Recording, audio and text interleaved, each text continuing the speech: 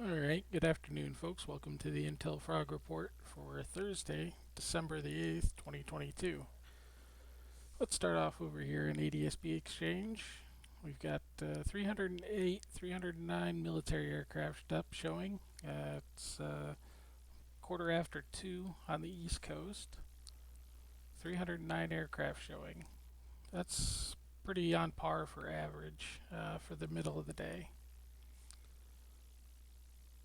Nothing really catches my eye. We do have some aerial refueling going on here between C5, C17. I'm sorry, C17 and a KC-135. Euler 44 and Kato 99 look like they're getting ready to set up for some aerial refueling. And that's over Texas, it looks like, yeah.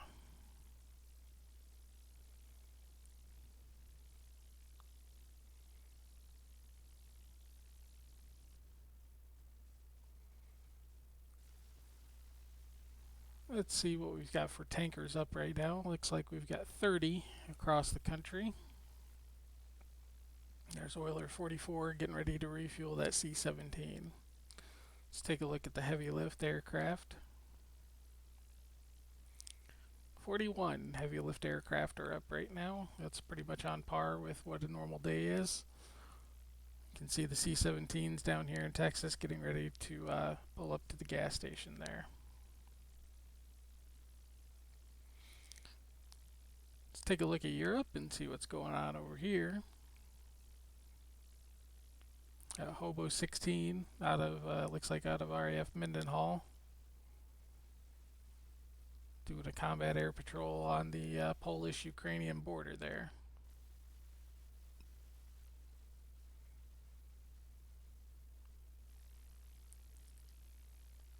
Yesterday we had a little bit of activity off the coast of North Carolina. Rico 26 is an RQ-4 Global Hawk. He spent about 12 hours out there. We also had some adversarial aircraft, ATAC, and I forget what company this is, Draken International. Press play here and we'll watch it go. There were also 3 or 4 Navy ships that were underneath this whole thing as well. The USS Kearsarge, which is an LHD-3 landing helicopter dock. Looks like a mini aircraft carrier. And then a couple of LSDs, landing ship docks, were also in the area. So I don't know if the Marine Corps here at Jacksonville was doing an amphibious operation of some kind, or what was going on. But definitely some interesting activity. You can see it looks like they did some runs towards the beach line and then pulled off. So definitely some interesting activity.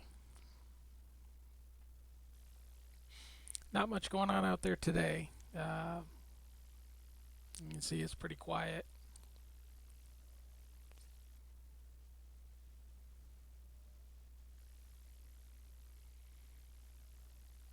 No military activity over Jacksonville today. Let's see if, yeah, it doesn't look like it either. There's no adversary activity either. Let's take a look at TFRs and military operational areas. We've got this big box out here that just went active 9 a.m. to 4 p.m., but it's only from 43,000 to 45,000 feet. Looks like an exercise Stonefish 22-1. Mayhem Stonefish 22-1 is what it looks like. This box here is that we've got an E6 that's out doing the Takamo Shuffle, I believe. He's in this airspace reservation area right here. He took off about an hour ago, and looks like he's got another 2 hours left on his airspace reservation. Nothing else. Everything else looks like it's been around for a while. I don't see anything else that's new. So we'll move on to headlines. Robins Air Force Base cleared to pursue new missions to replace the Joint STARS program. Several of the J-STARS aircraft were retired last year, 4 or 5 of them. Another one just went to the boneyard this last week. They're retiring all of them, and they're not replacing them with an aircraft. But the missions being replaced with 4 new missions. The E-11A Battlefield Airborne Communication Node looks like just a executive jet with a bunch of antennas on it. They're going to be stationed. A squadron is going to be stationed at Robins Air Force Base, as well as 3 battle management and electromagnetic spectrum operations units over the next 5 years. So they're getting rid of the aircraft, the E-8C, which is a battlefield mapping aircraft, battlefield management aircraft, and replacing it with the E-11 Bacons and battle management electromagnetic spectrum operations units, whatever that means.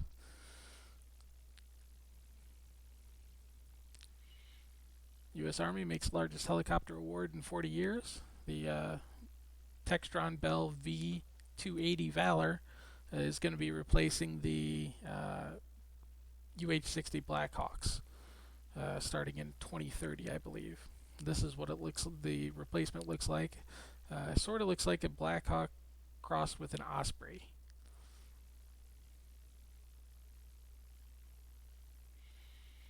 Coast Guard news. If you remember a couple of months ago, one of the Evergreen ships got grounded in Chesapeake Bay back in March. Well, the Coast Guard investigation is saying that the pilot was distracted by his cell phone, and that's why the vessel got grounded.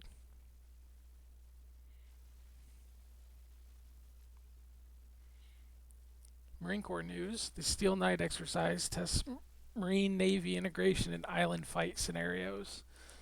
So this is an exercise that's going on that's proof of concept for the Force 2030 concept that the Marine Corps is undergoing, the transformation that they're undergoing. This is a MH-47 Chinook with the 160th Special Operations Aviation Regiment, otherwise known as SOAR, the Night Stalkers. So the Army was involved with this, inserting the U.S. Marines 1st Recon Battalion as well. So what they're doing is practicing amphibious operations, landing on beachheads, holding beachheads, in concert with the Force Design 2030 guidance. Navy news. The Iranian patrol boat tried to temporarily blind U.S. Navy ships in the Strait of Hormuz, according to the U.S. Navy. Iranian patrol boat temporarily blinded U.S. Navy ships by shining a spotlight towards a vessel and crossing within 150 yards of them on Monday night, U.S. CENTCOM said in a statement. The Islamic Revolutionary Guard Corps patrol boat acted in an unsafe and unprofessional manner, according to the statement from CENTCOM. The guided missile destroyer USS The Sullivans and expeditionary sea-based platform ship USS Lewis B. Pullard de-escalated the situation by using audible warnings and non-lethal lasers, according to CENTCOM. Now, the USS The Sullivans is home-ported. This is the Sullivans. It's a Arleigh Burke-class destroyer. It is home-ported here at Jacksonville at Naval Station Mayport.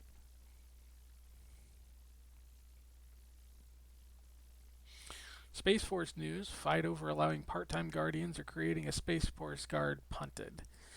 So what they're talking about doing is, like there's the Air National Guard, Army National Guard. They're talking about possibly creating a Space Force Guard that'll be basically an auxiliary. They've been talking about it since the Space Force was incepted, and the can keeps getting kicked down the road every budget cycle. Let's take a look at the ports. Over here in Savannah, we've still got about 24 ships that are waiting to go into port. We got about a dozen ships that are in port. So it'll take about a week and a half to cycle through all of these, but there will be more that are waiting. The high for the backlog with these was about 40 ships that were waiting at the high. Now it's down to about 20, so they've worked through about half of that backlog. Let's take a look at Houston.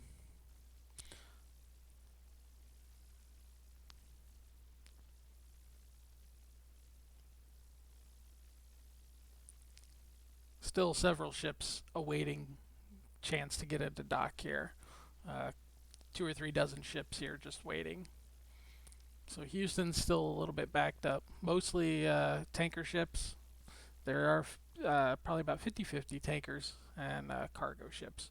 Red is tanker, green is cargo. Arrow means it's moving in the direction the arrow is pointing, and a circle means it's stopped, stationary. They're at anchorage. Let's take a look over at the port of LA and Long Beach here and see how that looks today.